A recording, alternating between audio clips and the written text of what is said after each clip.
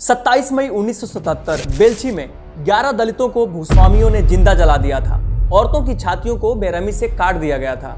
मरने वालों में 6 महीने से लेकर के 1 साल तक के बच्चे भी शामिल थे।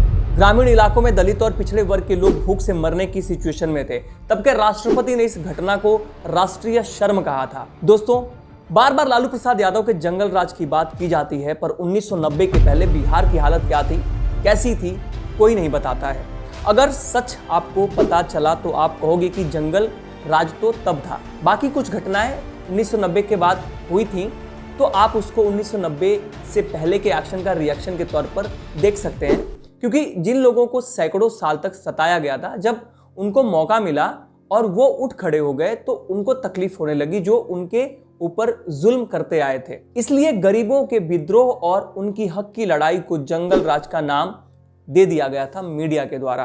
दोस्तों, आपको बता दूं कि बिहार हमारे देश का एक ऐसा स्टेट है जो ऐतिहासिक रूप से ज्ञान और समृद्धि का सेंटर रहा है, लेकिन आजादी के बाद से 1990 के बीच ये कास्टिज्म, डिस्क्रिमिनेशन यानी भेदभाव, शोषण, क्राइम और पॉलिटिकल इंस्टेबिलिटी का इतना भयंकर शिकार हुआ है कि आज तक ये दिक्कत बरकरार है। दोस्तों, उस टाइम में बिहार ना सिर्फ इकोनॉमिकली पीछे रह गया, बल्कि गरीबों और दलितों के अन्याय और जातिगत अत्याचारों का अड्डा बन गया था। आज हम बिहार की उस काली सच्चाई को थोड़ा समझने की कोशिश करेंगे, जिसको दफन कर दिया गया है और उसके ऊपर जंगल राज नाम की एक चादर को चढ़ा दिया गया, और आज भी उसी के नाम पर बिहार छोड़ो भैया पूरे देश को बरगलाया जाता रहा है। दोस्तों, आजादी के बाद से 1990 के बीच बिहार में जातिवाद अपने चरम पर था। ऊंची जातियों ने सत्ता और संसाधनों पर पूरी तरीके से कब्जा जमा रखा था। दूसरी ओर अनुसूचित जाति जैसे हरिजन, दलित, मुसहर, डोम और इस तरह के और अनुसूचित जनजातियों का न केवल उनके अधिकारों से वंचित रखा गया था, बल्कि उन्हें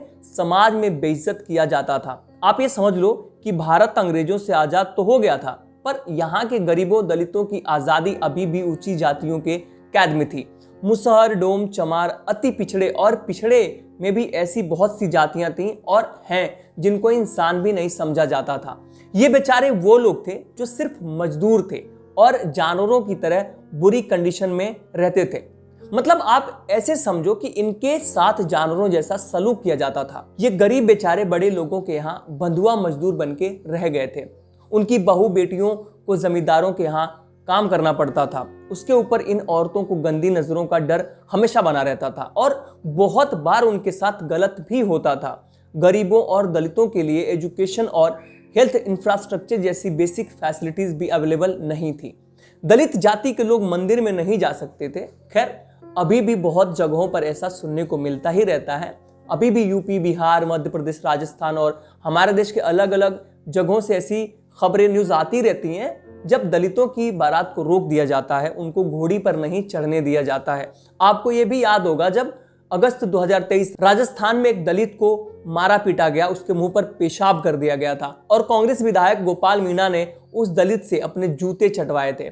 ऐसी घटना एमपी में हुई जब प्रवेश शुक्ल नाम के आदमी ने एक आदिवासी को मारा पीटा और उसके मुंह पर पेशाब कर दिया। ऐसी बहुत सी घटनाएं हैं। तो तब बिहार में क्या हालात रहे होंगे आप कल्पना कर सकते हैं।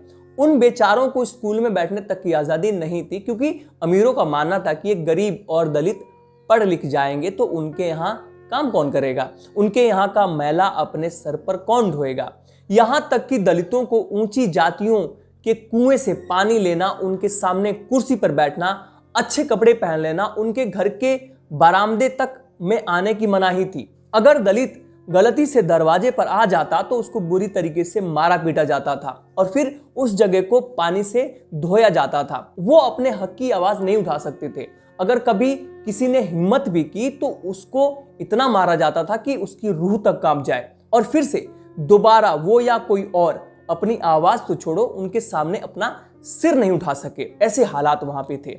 सामंती लोग गरीबों से गुलामी कराते थे। कई बार वे उनके हक की मजदूरी भी नहीं देते थे।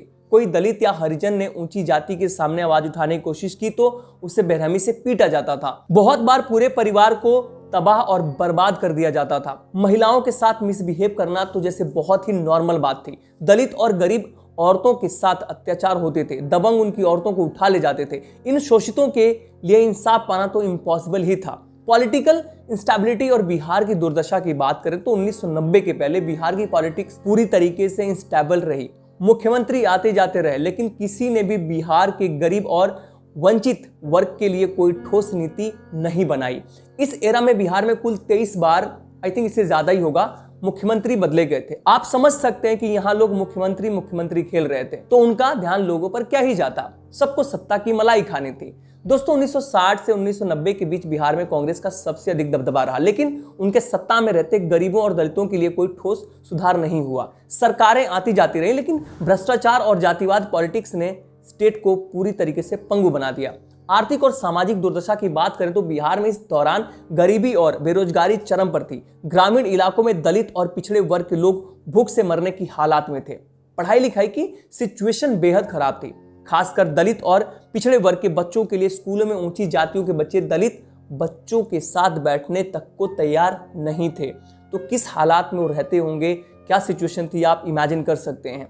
हेल्थ सर्विसेज न के बराबर थी, जिससे गरीबी और कुपोषण की स्थिति बहुत भयावह बनी रही। अपराध और नक्सलवाद बढ़ता गया। गवर्नमेंट के प्रति लोगों में आक्रोश बढ़ता जा रहा था। पुलिस भी ऊंची जातियों के प्रभाव में थी और गरीबों पर अत्याचार करने में संकोच नहीं करती थी। गरीबों की जमीनें जबरदस्ती छीनी जाती थी और उन्हें बेघर कर दिया जाता था। वे अपनी शिकायत तक दर्ज नहीं करवा सकते थे।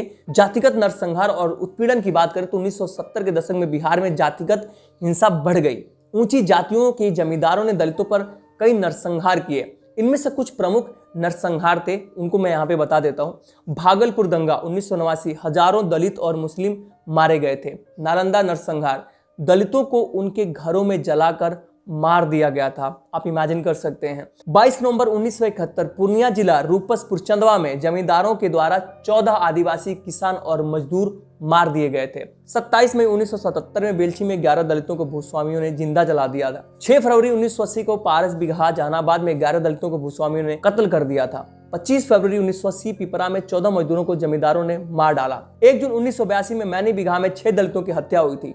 19 अप्रैल 1985 बंजी में 15 आदिवासी मार दिए गए थे, जिसमें एक पूर्व आदिवासी सांसद भी शामिल थे। 7 मई 1985 में औरंगाबाद जिला के कैथी बिगहा में 12 लोगों को मार दिया गया था। 19 अप्रैल 1986 अरवल में 23 लोगों की हत्या कर दी गई थी। 8 जुलाई 1986 कंसारा में 11 अति पिछड़ी जातियों के लोगों को मार दिया गया था। 7 अक्टूबर 1986 दरमिया में अति वामपंथियों ने सवर्ण जाति के लोगों को मार दिया था। 13 दिसंबर 1986 करगाह में 9 आम लोग मारे गए थे। 9 जनवरी 1987 शंकर बिगहा में 8 आम लोगों को मार दिया जाता है। 19 अप्रैल 1987 छेछानी में गरीब पिछड़ी जाति के कई लोग मार दिए गए थे। 11 अगस्त 1988 जहानाबाद जिला में 11 दलित मार दिए गए थे। 16 जून 1988 जहानाबाद में 19 खेतीहर मजदूर मार दिए जाते हैं। 24 नवंबर भोजपुर जिला 1989 दनवार बिहटा में 17 आम लोग मार दिए गए थे। दोस्तों बिहार में 90 का दशक जाति लड़ाई का दौर था। अगड़े पिछड़े दलित और एलीट क्लास के बीच छिड़ा संघर्ष जातीय संघर्ष में बदलकर सैकड़ों लोगों की बलि लेने लगा था। बिहार के खेत खलिहान आंदोलनों, अन्याय और शोषण से धधक रहे थे। लक्ष्मणपुर बातें नरसंहार इसी धधक का एक जीता जागता मिसाल था। हुआ तो यह 1997 में था, बट इसकी जड़ें आपको 70 और 80 के दशक में मिलेंगी। दलित जाति के वंचितों पिछड़ों ने आवाज उठाई और जमीन पर अपना हक मांगा। उस दौर में सत्ता तक पहुंच रखने वाले सामंतों के खिलाफ जनता एकजुट हुई, लेकिन उस जनता को सबक सिखाने के लिए और अगड़ी जाति के जमींदारों के रसूख की रक्षा के लिए बनी रणवीर सेना ने गोलियां दागकर उस आवाज को शांत करने की कोशिश की, जिसमें रणवीर सेना ने 58 लोगों को जान से मार दिया था। मरने वालों में 27 औरतें और 16 बच्चे भी शामिल थे। उन 27 महिलाओं में से करीब 8 से 10 औरतें प्रेग्नेंट थीं। औरतों की छातियों को बेरहमी से काट दिया गया था। मरने वालों में 6 महीने से लेकर 1 साल तक के बच्चे भी शामिल थे। रणवीर सेना ने करीब 3 घंटे तक खूनी खेल खेला था। दोस्तों लक्ष्मणपुर बातें नरसंहार की तैयारी बहुत साल पहले ही की जा चुकी थी। 1992 में जब गया के बाड़ा गांव में 40 भूमिहारों का कत्ल कर दिया जाता है, उस केस में कोर्ट ने 9 लोगों को सजा सुनाई, जिनमें से 4 को पहले फांसी और बाद में आजीवन कारावास की सजा हो जाती है। इसके बाद आया 1997, तो 1992 का बदला लेने का प्लान बना। 90 से 100 के करीब रणवीर सेना के लोग लक्ष्मणपुर बातें पहुंचते हैं और गांव पर हमला बोल देते हैं। कुछ लोगों को मौका मिला तो जान बचाकर भाग निकले, पर औरतें नहीं गई। उन लोगों को लगा कि ये लोग औरतों और बच्चों पर हाथ नहीं उठाएंगे, लेकिन दरिंदगी ऐसी थी कि बूढ़े, बच्चे, औरतें किसी को भी नहीं छोड़ा गया। अगले दिन तब के राष्ट्रपति KR नारायणन ने इस घटना को राष्ट्रीय शर्म कहा था।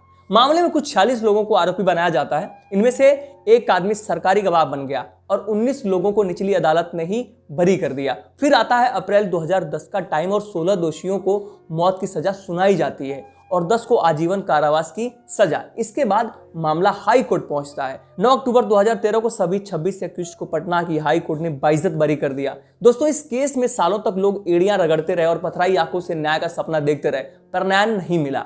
डेमोक्रेसी में कमजोरों और गरीबों को सिर्फ सरकार और कोर्ट से उम्मीद होती है, पर यहां तो सरकार ने ही कह दिया कि 58 लोगों को किसी ने नहीं मारा। आप क्या सोचते हैं कमेंट करके बता सकते हैं। दोस्तों, अगर पूरी वीडियो बनाऊंगा तो ये 8 से 10 घंटे की हो जाएगी, इसलिए इसके निष्कर्ष की बात करें तो 1960 से यानी आज़ादी के बाद से अगर कहें तो 1990 तक का दौर बिहार के लिए सबसे बड़ा कष्टदायक रहा। यह समय जातीय भेदभाव, पॉलिटिक्स इंस्टेबल और सामाजिक शोषण का मिलाजुला दौर था। दलित और गरीब वर्ग के लोग बुनियादी अधिकारों से वंचित थे। 1990 में जब लालू प्रसाद यादव मुख्यमंत्री बने तो सबसे पहले बिहार में मंडल आयोग लागू हुआ और सामाजिक न्याय की पॉलिटिक्स ने जोर पकड़ा। तब जाकर गरीबों और दलितों और पिछड़े वर्ग के लोगों को कुछ अधिकार मिला, वो भी समाज में इज्जत के साथ जी सके।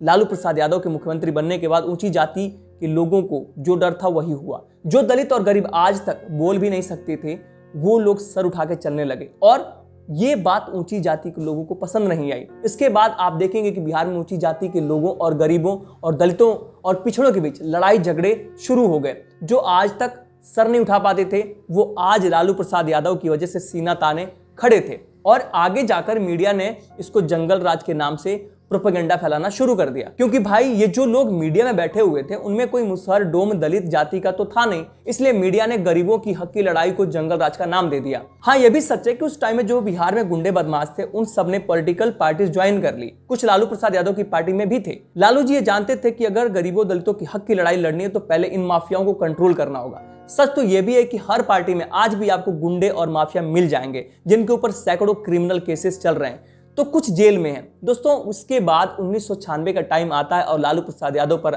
चारा घोटाला का आरोप लगता है और वो मुख्यमंत्री पद से इस्तीफा दे देते हैं। उसके बाद उन लोगों की यहाँ मिठाई बढ़ती है जो लालू प्रसाद यादव को पसंद नहीं करते थे। लालू प्रसाद यादव बहुत बुरी तरीके से केस में फंसे। उनके साथ पूर्व मुख्यमंत्री जगन्नाथ मिश्र भी चारा घोटाले में थे, पर उनको मीडिया ने दूध से धोकर बाहर निकाल दिया और पूरा आरोप लालू जी पर डाल दिया। अगर आप जानना चाहते हैं चारा घोटाले के बारे में तो आपको मेरे चैनल पर दूसरी वीडियो मिल जाएगी जिसमें मैंने चारा घोटाले के बारे में सब बताया है, आप उसको देख सकते हैं। दोस्तों, सिचुएशंस आज जैसे भी हो, पर हम 90 से पहले की भयावता को नकार नहीं सकते। वो टाइम बिहार के इतिहास का सबसे काला अध्याय रहा जिसने पूरे बिहार को पिछड़ेपन की दलदल में धकेल दिया। यह जरूरी है कि इस इतिहास को याद रखा जाए ताकि भविष्य में ऐसी परिस्थितियां दोबारा उत्पन्न न हो और अब बिहार उन सबको छोड़ के तरक्की की राह पर आगे बढ़े।